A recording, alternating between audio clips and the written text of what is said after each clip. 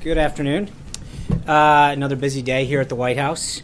As you know, the President's been talking to members of Congress the last few days about the American Health Care Act up through this morning. The Vice President just left a bit ago to meet with some of the lawmakers on Capitol Hill about health care and the rest of the President's legislative agenda. The President was glad to meet this morning with Representatives Long and Upton, who voiced their support for the HCA earlier this morning. It's especially important that we continue to make progress on repealing and replacing Obamacare as rates skyrocket and insurers keep fleeing the market around the country in anticipation of this impending implosion. Earlier this week, Aetna announced that it'll scale back its presence on Obamacare exchanges even further in 2018, withdrawing from the Iowa exchange. Aetna had already cut its participation in the exchanges from 15 states to 4 in 2017. Iowa is going to be hit particularly hard by these recent developments as Medica, the last insurance for most of the state, also announced this week that it will likely stop selling individual health care policies in the state, which will affect tens of thousands of Americans. With reports like these seemingly coming every day, it couldn't be clearer that it's time for action on health care. We're glad that so many members are with us and look forward to welcoming even more on board. Also earlier today, the President dropped by an event focusing on school choice that was hosted by the Vice President and Secretary DeVos, with students ranging from kindergarten to high school. Most of the students who visited the White House today are some of the thousands of local children who will benefit from the 3-year extension of the D.C. School Choice Scholarship secured by the President and congressional allies in the budget deal.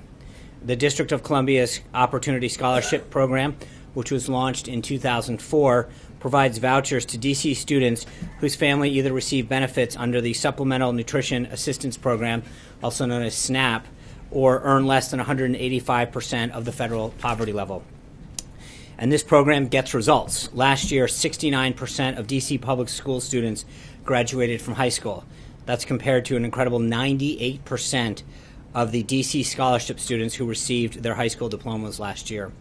Funding for the Opportunity Scholarship was one of our priorities during these budget negotiations, and the Trump administration is glad to have ensured that the program's extension was taken care of through this appropriations bill, on top of the increases in military spending and funding for border security.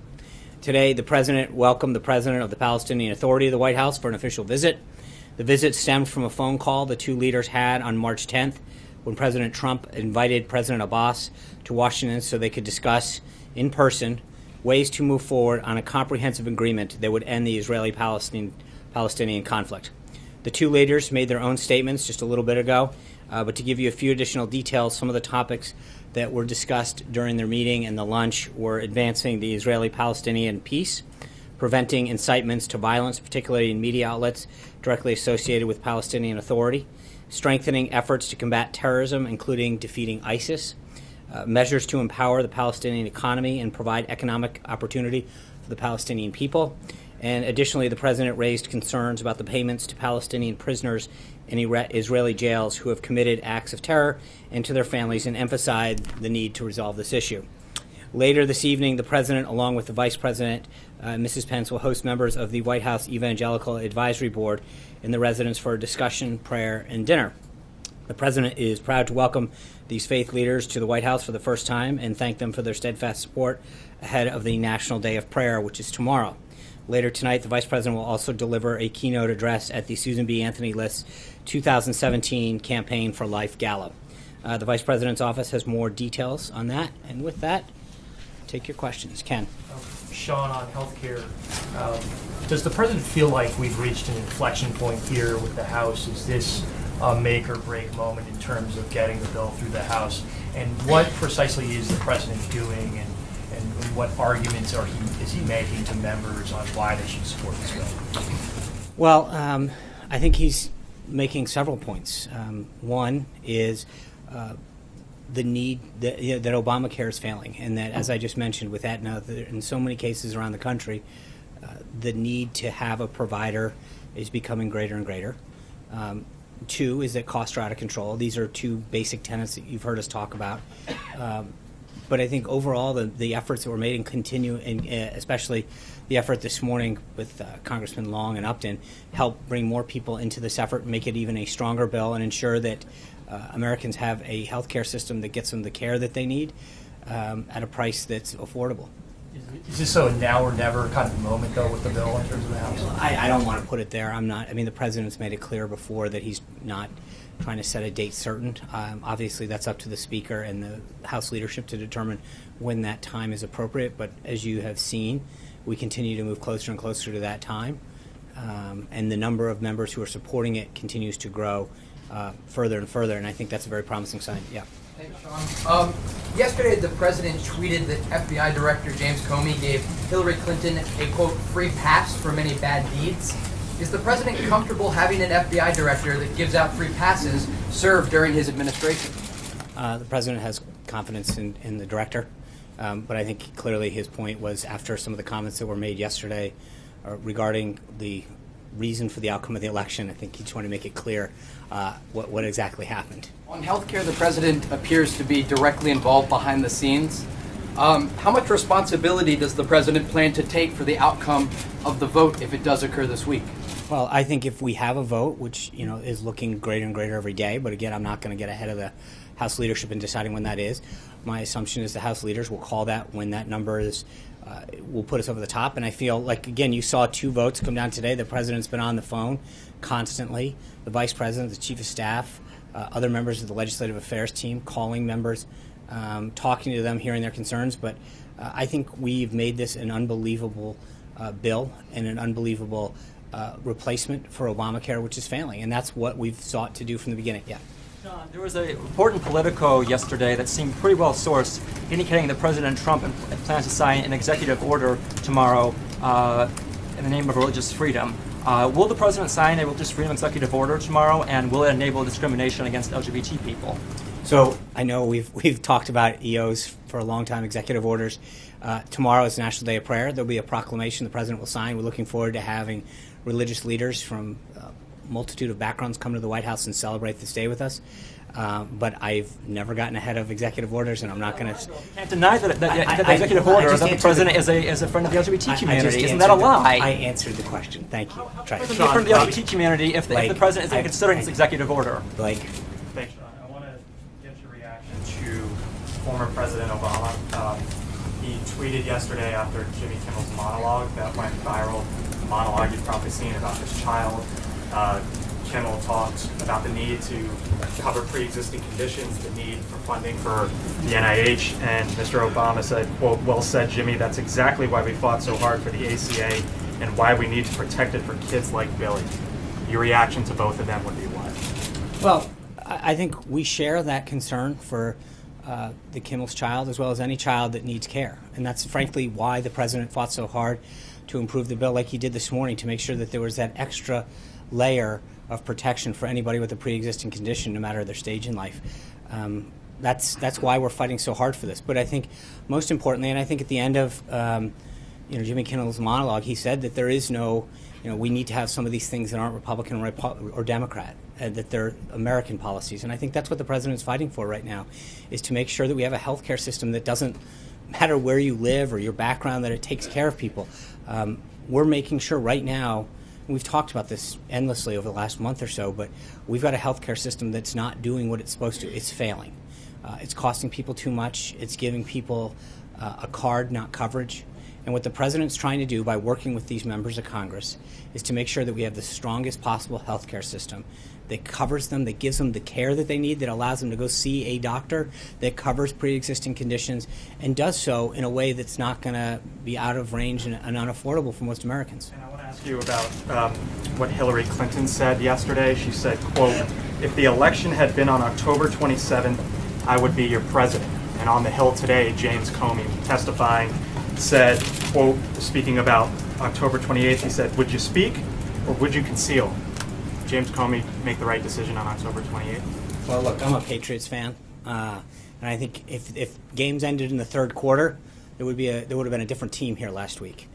But you play a game 4 quarters, you play an election until Election Day. So, well, with all due respect to her, that's not how it works. You don't get to pick the day the election's on. It's set by the Constitution. The president won 306 electoral votes, and I think there's been plenty of analysis on the election and where people chose to spend their time and their resources and their messaging. And I think it's somewhat sad that we're still debating why the president won in the fashion that he did. Speaker can seal that you make the correct decision. And I'm not going to. I think, with respect to the election, I think the American people made their decision. Amen. Thanks, John. There's been a lot of focus recently on Ivanka Trump's role in this White House. Can you clarify for us what exactly her areas of responsibility are here and what her qualifications are for those responsibilities? Sure. I mean, I think Ivanka has built in a very successful business. She's been working with women to talk about empowerment and education for quite some time. It's a passion of hers, and I think for her to bring both her business acumen and success, her passion for women, empowerment and education, and entrance into areas and that they haven't been able to get to, is one of the reasons that Chancellor Merkel reached out to her and asked her to come to the W20 summit, because I think she can use her voice to help bring attention to issues. She can use her resources and knowledge of individuals to help break down some barriers that young women, older women face in education and business. That's where she has always had her passion. That's what she's working on now. Responsibilities here. For example, the New York Times reported this morning that she has a weekly meeting with the Treasury Secretary. What's that meeting? Again, I think that I've mentioned it. I think there's a lot of times where she's meeting with folks to understand an issue, to get up to speed. But I think her primary focus, which she's always said, where her passion is, where her time is going to be spent, is figuring out how to empower women, how to break down barriers for women, whether that's in small business, in education, women, young women in poverty or families, and figuring out how to help them. But of course, I mean, part of that is to have conversations with people in government and figure out what programs exist where we can help additional folks using government or fix a government program that might be not properly being utilized. But there's a lot of that. Matt. Thanks, John. Back to healthcare. An analysis from AARP showed that the sickest patients will pay nearly $26,000 a year in premiums under the new healthcare law, and that $8 billion, which was included in that amendment this morning, is not nearly enough to lower those costs. So I'm wondering, how does that, which would be a major premium hike on the sickest patients, square with the president's promise to both lower premiums and take care of those with pre-existing conditions? So it sounds interesting to me that there are so many variables that are unknown that to make an analysis of that level of precision, it seems almost impossible. Hold on, let me give me an example. So right now, pre-existing conditions are covered in the bill. They've always have been. We've talked about that before. States have the right to receive a waiver. If someone has continuous coverage, that's never going to be an issue. Regardless of no circumstance, does anyone with continuous coverage would ever have a problem with pre-existing continuous. If someone chose not to have coverage for 63 days or more, and they were in a state that opted out, and they had a pre-existing condition, and they were put into a high-risk pool, then we've allocated an additional $8 billion over 5 years to help drive down those costs. So for someone to know how many people that is, what number of states are going to receive a waiver, ask for and receive a waiver, is literally impossible at this point. So to do an analysis of any level of factual basis would be literally out of not an impossible thing. Follow-up questions. Okay. One, would the president prefer, does he have a preference as to whether or not states opt out, given that option? And two, yes or no, will people with pre-existing conditions pay higher premiums under this bill than they currently do? I think everything that we've done, including the additional $8 billion this year, have everything that I've seen shows that the cost curve goes down for them in a lot of ways. So I would, if you have pre-existing conditions, and again, remember what a small pool that is. If you have a pre-existing condition currently, the bill protects you. The only factor would be is if you live in a state that potentially has asked for a waiver and then is subsequently granted it, and if you've gone 63 days without continuous coverage. So if you have continuous coverage, if you live in a state, it'll never, ever be a factor.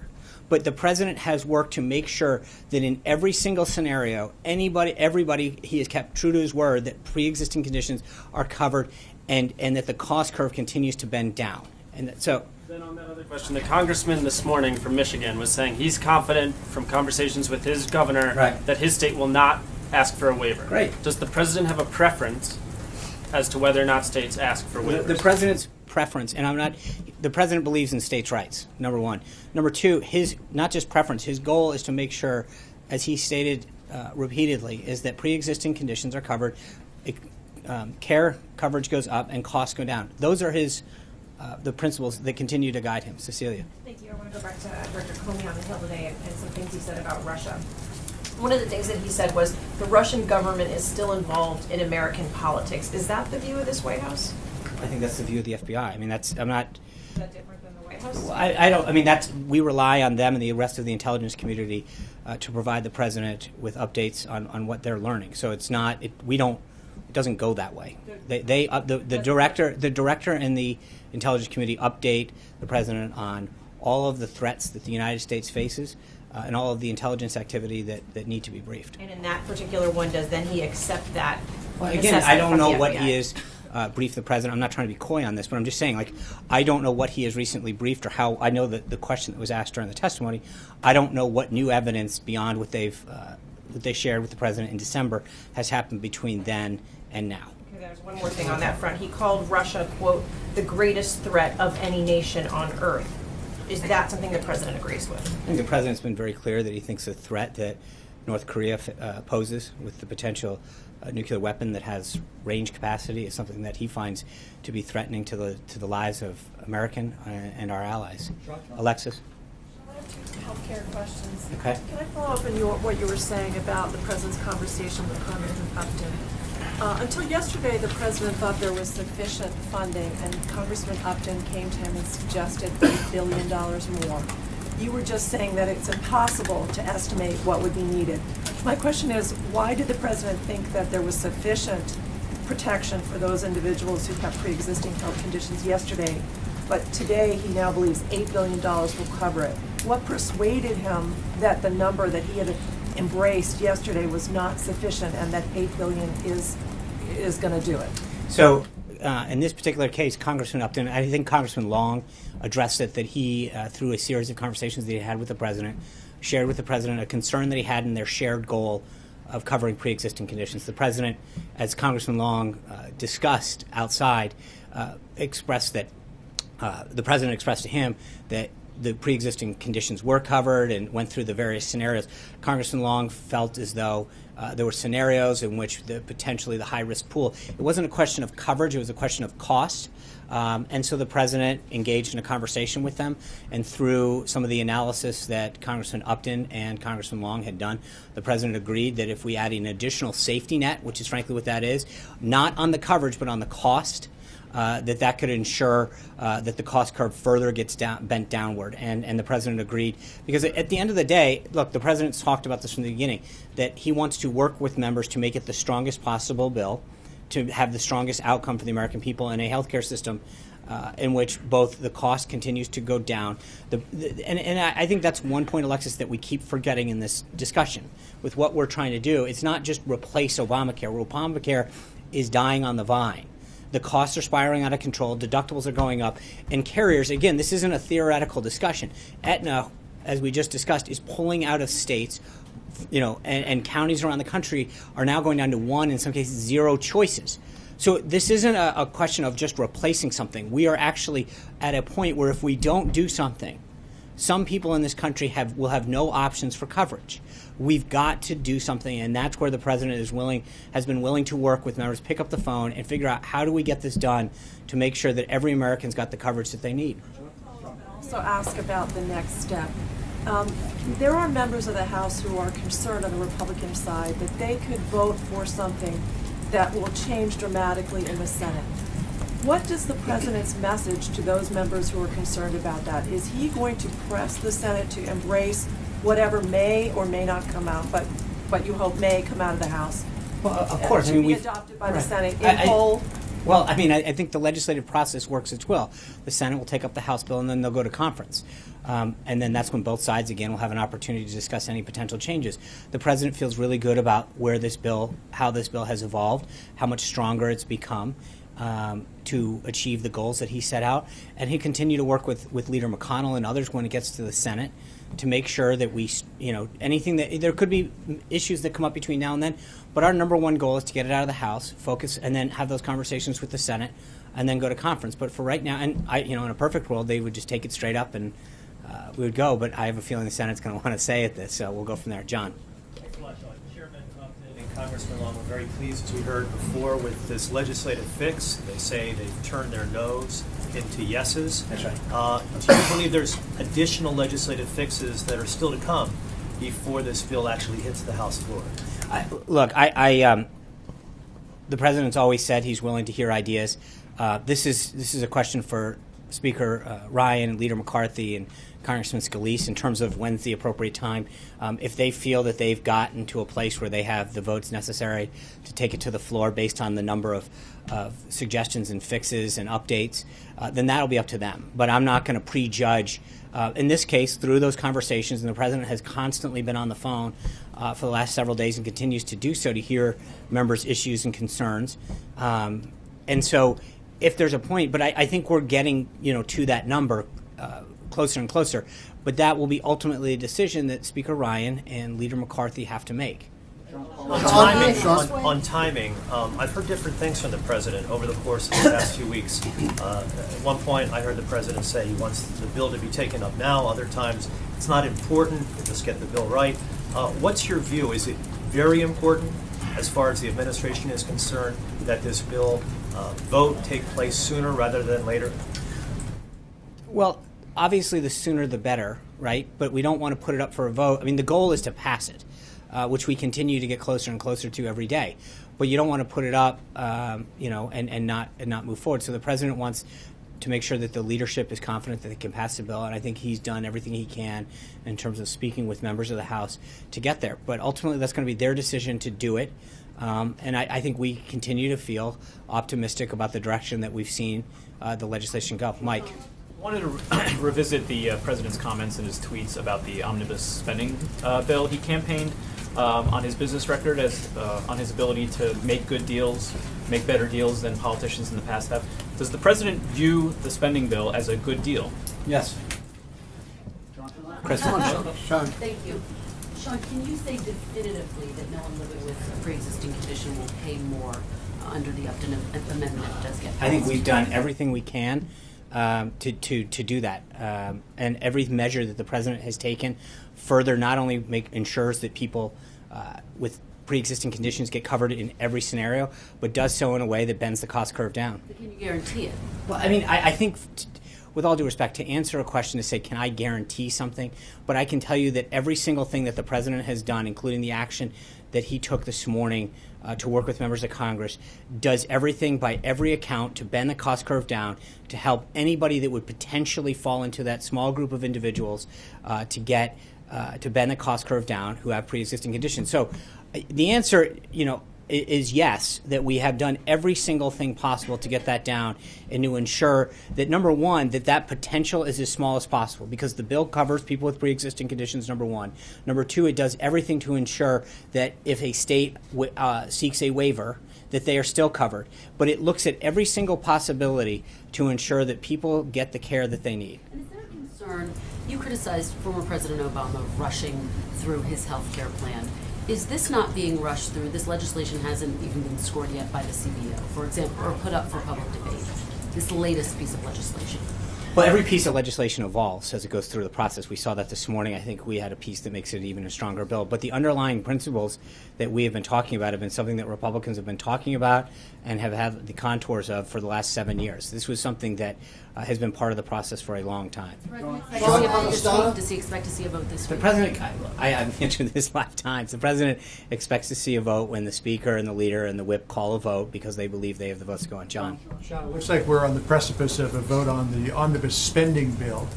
Senator Lindsey Graham said a short time ago that Republicans got their clocks cleaned on this bill. Looks like as many as 100 House Republicans will vote against it. How do you square that with the pronouncements out of this White House that this was a big win for Republicans? I think Director Mulvaney addressed that extensively yesterday. But to get back to Mike's point, this is a good deal, a great deal for the president. He got $21 billion in military funding.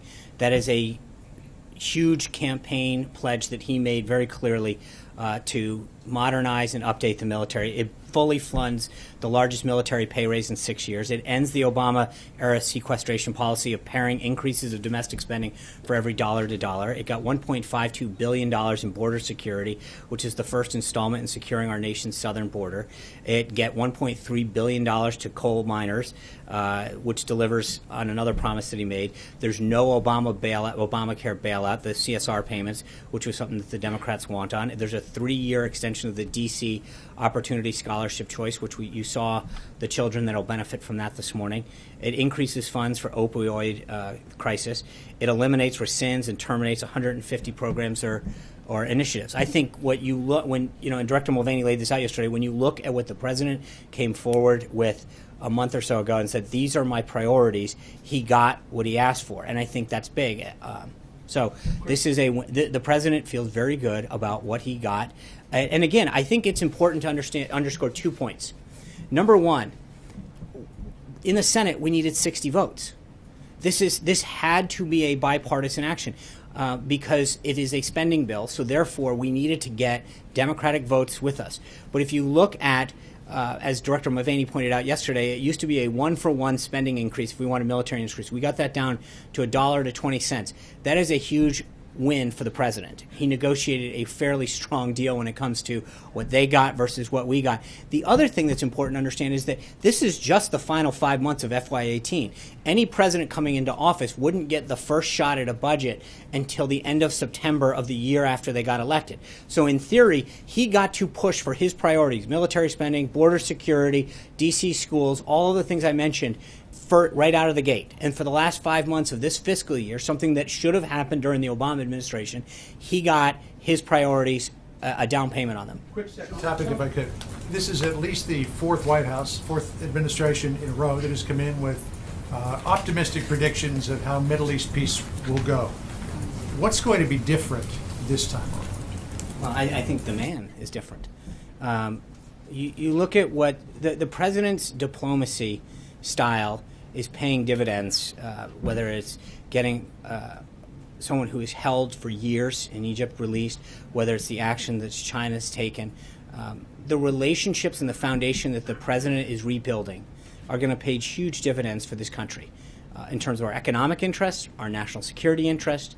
But this president's style is one to develop a personal bond with individuals, and I think you saw that today with President Abbas, him talking so kindly about the president. You saw that the relationship that exists and is only getting stronger between him and Prime Minister Netanyahu. You have two individuals who, because of this president, are increasing their desire for peace.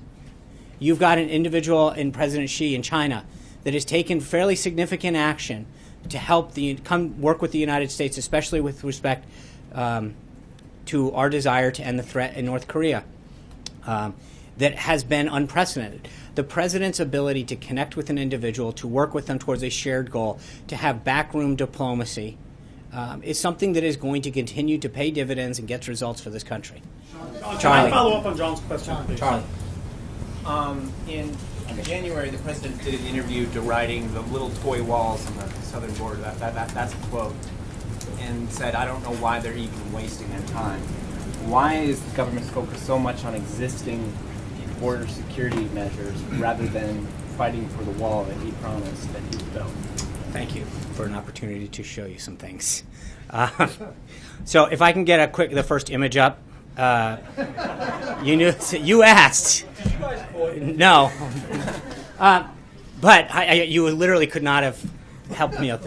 This is what exists right now throughout our country. This is the kind of barrier that exists throughout the country. You see a place where cars can literally create little things and drive over. You've got places that can get burrowed under. That one they've cut through. That one doesn't seem to be too effective at keeping people in it. This is what those images represent our nation's current border security. According to a GA report from earlier this year, from fiscal year 2010 to fiscal year 2015, the Customs and Border Patrol recorded a total of 9,287 breaches in pedestrian fencing at an average cost of $784 per breach to repair, right? So every time that they cut through, break through, put something over, it's costing just under $1,000 for us to go out and have to fix. Now to the next slide. You had no idea you were getting this, did you? So the bill that is about to get passed, Title VI, which pertains to the Department of Homeland Security's funding on additional appropriation, states that an additional $497.4 million, quote, for procurement, construction, and improvements. Of that total, $341.2 million are to, quote, and this is literally what it says in the bill, to replace approximately 40 miles of existing primary pedestrian and vehicle border fencing along the southwest border using previously deployed and operationally effective designs such as currently deployed steel bollard designs that prioritize agent safety. So that's your answer, Charlie. Hold on. So hold on. Let me just, we have a porous border right now with broken fences, things that can be cut through, places that can just literally be driven over. And to replace this with 20-foot high Ballard wall will protect our country, something that the DHS has designated the most effective way to do this. So that's what we got out of this bill. Just one question about Sure. the photos. Are those photos of fences or walls? That is called a Ballard wall. That is called a levee wall. So that's the wall that the No. president I'm promised? No. There are various types of walls that can be built. Under the legislation that was just passed, it allows us to do that.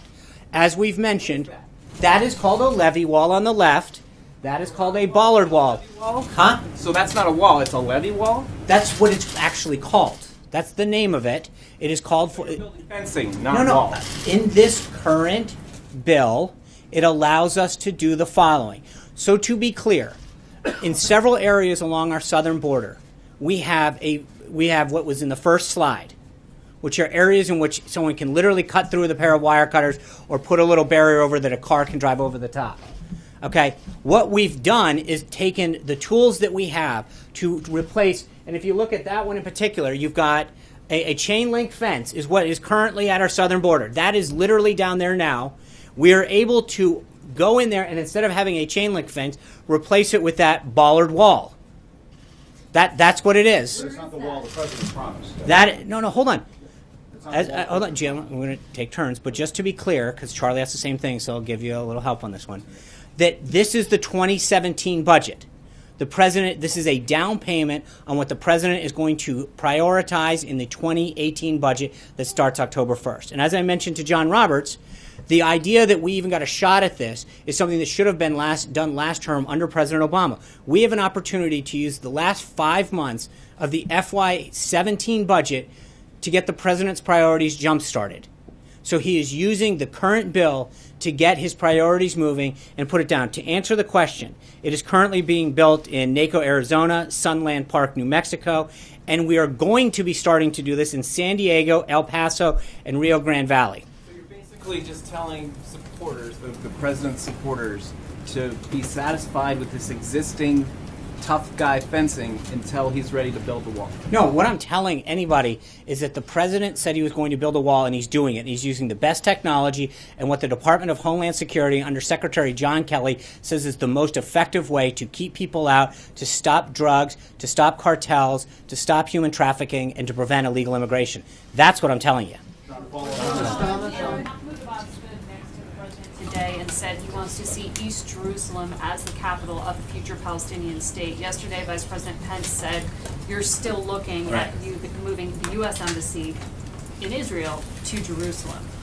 What is the White House view on those remarks? I mean, we didn't hear anything from President Trump in response to that. I think the Vice President, as you noted, commented yesterday that it's still something that is being discussed and considered by the President. It'll continue to be a discussion that he has with both Prime Minister Netanyahu and President Abbas, but obviously we're not going to. Palestinian portion. I'm not going to. I will. They had a series of private discussions. That is why the president is able to effectively get things done for this country, is to not negotiate out in public. He's going to continue to have discussions with Prime Minister Netanyahu, President Abbas, moving forward, and he feels confident about where that relationship was and the developments that were made today. He doesn't object to what President Abbas said. It's just not decided. It's not a question of not not decided, I'm not going to negotiate what they are talking about in private from this podium. So that's That's why I'm asking. I understand it. I'm just telling you that we are not going to negotiate from the podium. Jim. Just to follow up on the President's meeting with the boss, he did say at one point, frankly, talking about Middle East peace and the Israeli-Palestinian conflict, maybe it's not as difficult as people have thought. Why does he believe that the toughest, arguably the toughest foreign policy challenge in our lifetime may not be as difficult as people have thought? I think both of these leaders have very publicly expressed the confidence they have in the president's negotiating skills, in the president's desire to work to get peace, the relationship that he's built with them individually, and the trust and respect that they have for him. And I think that he, in discussions with them, in private discussions with them, feels very optimistic about the shared goal that everybody has. Obviously, there's a lot of issues that have to get covered, but the president understands that they respect his ability to want to get this done, his relationships and respect that have been developed, and I think this is something that he really wants to have happen. And getting back to health care, why even monkey around with pre-existing conditions? That's the most popular thing in Obamacare. Why are you guys spinning your wheels, messing around with pre-existing conditions? I wouldn't call it messing around, or however you phrased it. I think the president wants to do everything. Right now, people with pre-existing conditions are covered. They're not discriminated against. No, just hold on. You're going to change to a system where who the hell knows what's going to happen? It depends on what state they live in. If they live in this state over here, that governor may seek a waiver, and all of a sudden they're thrown into this system where hopefully that fund is going to cover their pre-existing conditions. It is a big change for people who live with those kinds of illnesses. Is it not? Well, look, the big change, I guess we have a very different view of this, because my view, and I think the president's view, is that Obamacare, if you have a pre-existing condition and you no longer have a health care provider, and your premiums or deductible are going through the roof, then you don't have coverage. And we just read it out. I mean, if you have throwing the baby out with the bathwater. No. What I'm saying to you right now, no. Because it's not. You're saying it's not working. But then why change pre-existing conditions? We're not. No, we're strengthening. I think, look, we have done everything to do to not only strengthen, but to guarantee. If the governor can say, here's my waiver and no more pre-existing conditions. Sure you can, Jim, I walked through this. But I think the fundamental point that seems to be getting lost is that if you have Obamacare right now, in case after case, you are losing it. So if you have a pre-existing condition, and you have a card that says Obamacare, but no one will see you or you can't afford it, then you don't have coverage. Why not fix that? We are. We're guaranteeing it, but I don't know how much. Why does we have literally the component have to be altered? Why not just keep that protection The president has in made it place? very clear that pre-existing conditions are covered in the bill under every scenario. I don't know how much clearer we can state it. So anybody who has a pre-existing condition under Trump care, they're going to be fine? Yes. Without question. There you go. Thank you, Sean. Thank you, Sean. Want to follow up on healthcare. I just want to know why the White House is pushing so hard for a vote on this healthcare bill at a time when, as you just said a few minutes ago, it's literally impossible to analyze its impact on the healthcare system. Why not wait for that analysis to come out? The vote is going to happen, as I've said like 8 times now, when the Speaker and the Majority Leader and the Majority Whip want to. Our job is to work as hard as we can to work with members of Congress who want to see their healthcare system improved. That's what we're doing. That's what we've done. And so it'll be up to the House leadership to decide when to vote. Zeke. 2 questions for you. One following on Jordan real quick. You just made a guarantee to the American people on behalf of the president regarding pre-existing conditions, but you told Matt and Jordan earlier that literally impossible to know the impact of this law. So how can you make that guarantee? No. They were asking about cost. The president has made it very clear on numerous occasions that he's going to make sure that pre-existing conditions are covered. And the White House has the analysis to back that up, is what you're saying. President, every scenario, yes. Thank you. And then to follow up on something that Director Mulvaney said yesterday regarding the president's tweet about calling for a good shutdown potentially in September. He said the reason the president sent that tweet was he was frustrated by Democrats spiking the football and thereby poisoning the well for future negotiations. The president, when he was campaigning, said he was going to win for all Americans. Why did the president's feelings matter at all? And it's the process that I think he's frustrated with, because he does want to win for every American, and I think that's why he's fought so hard for this. But you've seen time and time again, Democrats obstruct routine things that they supposedly are for, but do everything they can to obstruct. I think the president is frustrated with the system. He's talked about how archaic it is in the Senate in particular, because he is out there working to try to get, whether it's health care or tax reform or his cabinet, through the Senate. There are various things that the president's trying to do that are issues when he's having conversations with members of the Senate or the House who will say, I'm with you on this great idea, but I just can't vote with you. He is, I think, understandably frustrated with how hard he's working to achieve the promises, goals, and objectives that he set out with the American people to make the country better and to deal with multiple layers of obstructionism. Sarah. Thanks, John. So you've cited this 60 vote threshold as the reason why funding for the wall wasn't pursued in this spending bill, but what's going to be different in September? I mean, presumably the legislative conditions would be the same, so what will change between now and September to give you confidence that we'll get funding for the border wall then?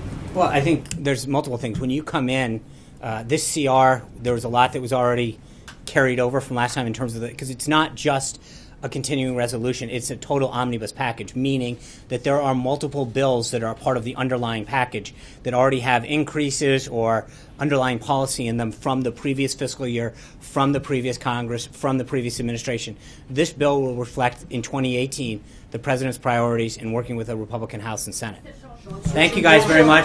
We'll see you tomorrow in New York. Have a good one.